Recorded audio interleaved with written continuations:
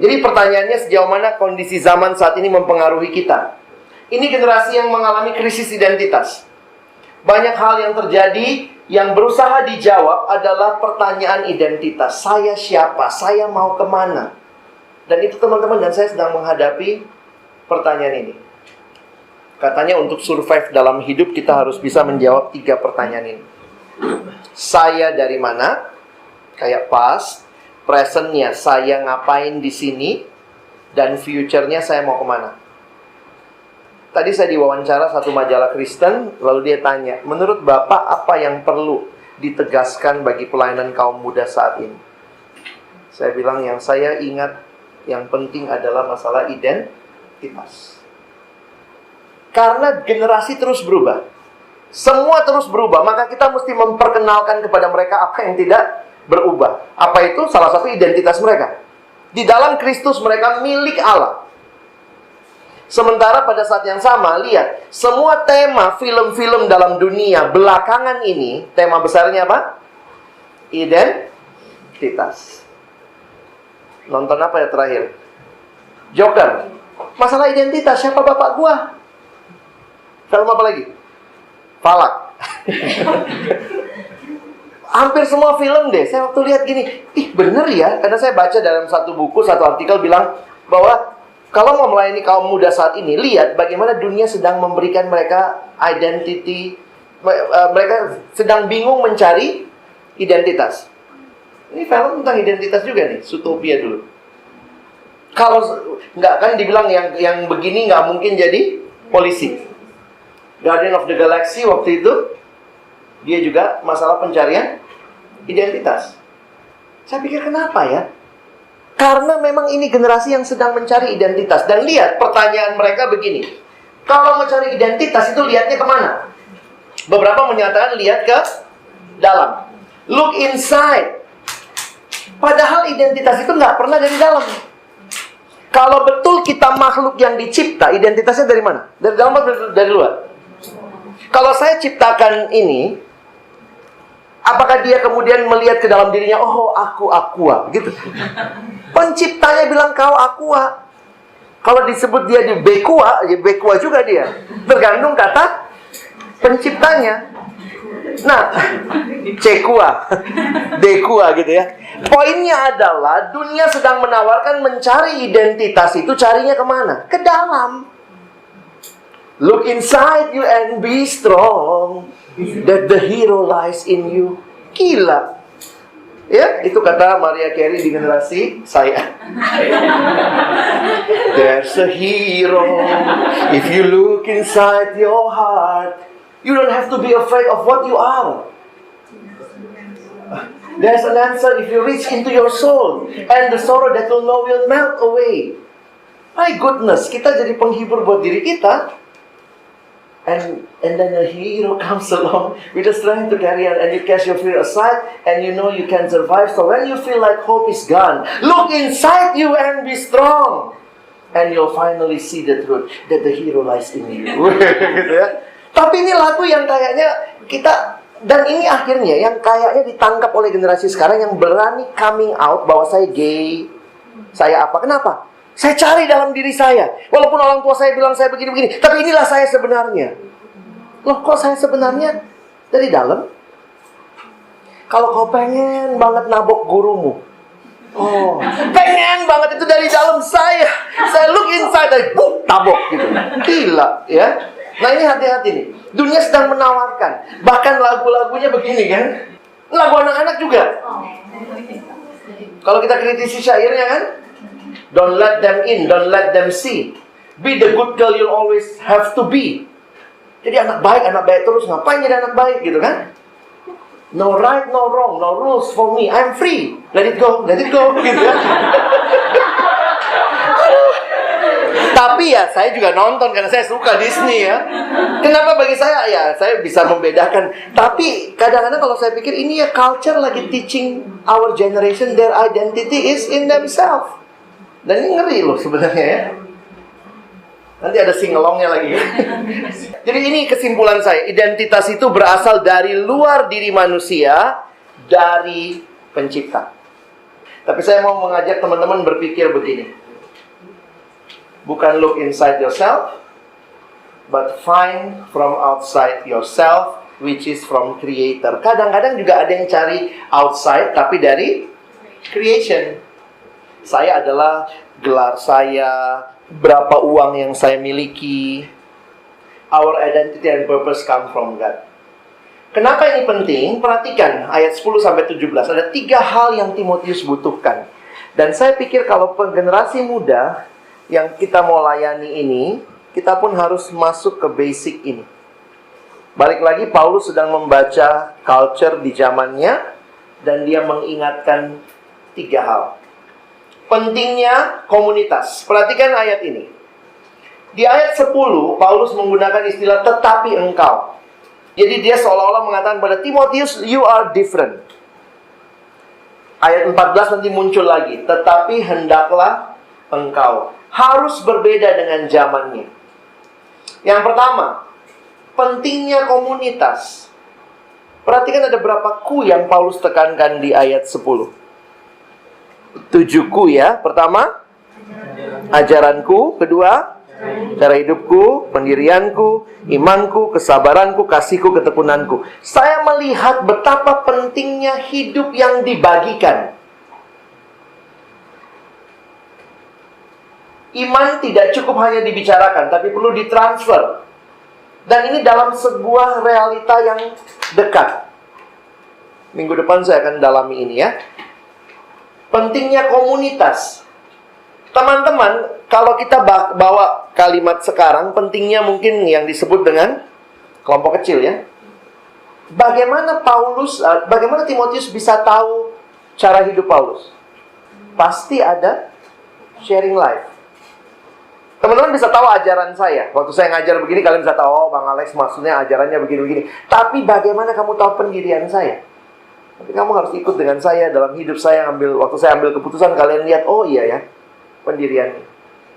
Jadi saya melihat, hati-hati kalau kita melihat bahwa komunitas yang dibangun hanya komunitas kelompok besar. Melayani generasi ini, ingat komunitas. Yang nggak berubah yang kedua, kitab suci.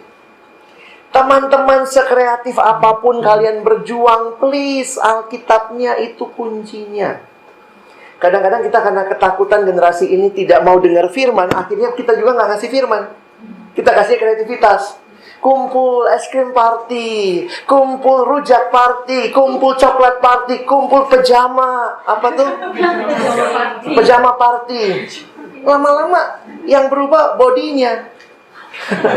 Karena iman timbul dari pendengaran firman. Kalau dari coklat party, ya cuma makin gendut kali ya. Itu membuat kita jadi, kadang-kadang saya lihat beberapa orang terjebak kepada menjangkau orang, tapi tidak membawa mereka kepada firman.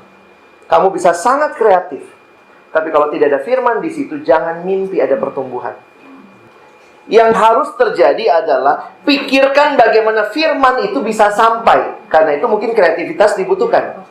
Saya kadang suka lihat itu ya, mama-mama yang lagi nyuapin anak. Kalau anaknya susah makan ya, itu mamanya rela jadi helikopter. Ngeng, buka mulut ngeng gitu ya, supaya anaknya makan. Tapi poinnya adalah bukan mamanya jadi helikopter supaya anaknya ketawa. Hihi, mama lucu, hihi, mama. Tapi supaya anaknya makan. Di situ letak kreativitas. Di situ letak upaya kita meramu, mempackaging, tapi intinya ini yang bisa mengubah. Mengajar, menyatakan kesalahan, memperbaiki kelakuan, mendidik orang dalam kebenaran. Kita baca ayat ini ya, 1-2 ayat. Dan apakah seorang muda mempertahankan kelakuannya bersih? Suatu waktu di gereja saya diundang untuk bicara bagaimana mengatasi anak berusia dini main gadget. Itu anak SD, anak sekolah minggu. Saya diundang lah, kasih wawasan gimana nolong anak-anak supaya tidak main gadget segala macam. Ya, saya bilang lah ya, gadget itu harus orang tuanya punya batas waktu main dan segala macam. Pada udah ngerti ya gitu ya. Terus ada satu ibu bilang, Pak, saya takut anak saya ke warnet, makanya saya beliin gadget. Di rumah juga pakai wifi segala macam. Tapi habis dengar penjelasan Bapak, apa yang harus saya lakukan, Pak? Anak saya nanti gimana? Karena saya bilang di gadget pun dia bisa akses pornografi. Nah, mamanya mungkin kurang cerdas dalam teknologi, jadi bingung. Ini gimana, Pak? Saya mesti tarik gadgetnya. Oh, perang dunia, Bu. Nggak bisa. Udah dikasih. Maka dia minta, apa tipsnya, Pak? Terus yang satu lagi, gimana Pak tipsnya? Saya kasih anak saya laptop segala macam. Saya udah kasih tipsnya. Begini, kalau anak-anak punya laptop itu nggak boleh dalam kamar, harus taruh di ruang keluarga supaya dia nggak mengakses hal-hal yang negatif karena ada orang lalu lalang gitu. Saya udah kasih semua tipsnya. Terus nanya lagi, tapi Pak kalau dia begini, Pak kalau dia begini. Dalam hati saya, anak-anak loh, kok gua yang pusing gitu ya. Saya kayaknya udah kasih semua tips saya. Sampai ibu itu nanya, tapi Pak kalau anak saya masih begini-begini bagaimana Pak? Terakhir saya bilang, Bu, buka Alkitab ya. Kami bacalah ayat ini. Dengan apakah seorang muda mempertahankan kelakuannya bersih? Dengan menjaganya sesuai dengan firman Tuhan. Saya bilang, Bapak Ibu tidak ada cara lain. Ajar anakmu firman Tuhan. Diam semua. Karena mintanya tips. Berapa banyak yang masih baca Alkitab sama anak tiap hari? Anak itu nggak akan mimpi melihat firman Tuhan penting kalau papa mamanya nggak pernah kelihatan baca Alkitab. Lalu semua pada diam gitu ya, merasa bersalah. Saya bilang soalnya gini, ketika kita tidak mengawasi mereka, semua tips kita sudah selesai. Hanya firman Tuhan yang menjaga. Kalau dari dulu dia baca firman, dia sadar ada Tuhan yang matanya mengawasi segala tempat, maka di kamar yang paling dalam sendiri dia pun, dia akan selalu tahu, nggak boleh buka pornografi. Firman yang menolong, bukan tips and trick. Jangan terpancing hanya membangun orang lewat tips and trick. Makanya saya selalu katakan kepada orang-orang tua, mulailah, belum terlambat kok. Mulai baca Alkitab sama anak. Mulai izinkan dia dengar lebih banyak firman. Nanti kalau makin jauh anaknya makin susah, saudara ya. The Bible will keep you from sin, or the sin will keep you from the Bible. Ya, itu dari D.L. Moody. The Bible was not given for our information, but for our transformation. Ini John Stott bilang begini ya. Kita harus mengizinkan firman Tuhan untuk menantang kita, untuk mengganggu keamanan dan kenyamanan kita ya. Maksudnya izinkan firman Tuhan itu mengobrak-abrik hati kita kalau memang di situ masih ada dosa, to undermine our complacency and to overthrow our patterns of thought and behavior. Membaca Alkitab bukan untuk kuis Alkitab, supaya tahu di mana siapa nama anaknya Yakub. Membaca Alkitab supaya ada transformasi hidup. Dan karena itu kita butuh mengizinkan firman Tuhan mengobrak-abrik. Anak remaja juga akan berjumpa dengan Tuhan kalau kita berikan firman. Jangan ganti itu dengan packaging yang indah tapi isinya kosong. Ya. Terakhir, pentingnya identitas. Jadi tadi komunitas, firman, dan juga identitas. Kalimat terakhir di 2 Timotius 3 dikatakan dengan demikian tiap-tiap manusia kepunyaan Allah. Ini menarik, kata kepunyaan Allah itu dalam bahasa Inggris dipakai kata ini, the man of God. Manusia milik Allah. Kita mesti tegaskan pada generasi ini, mereka bukan milik dunia, mereka miliknya Allah. Allah menebus mereka. The man of God. Ini bukan kali pertama muncul. Di 1 Timotius sudah muncul juga. Memang sayangnya Alkitab bahasa Indonesia suka nggak konsisten nerjemahinnya. Di 1 Timotius namanya manusia Allah. Tadi manusia kepunyaan Allah.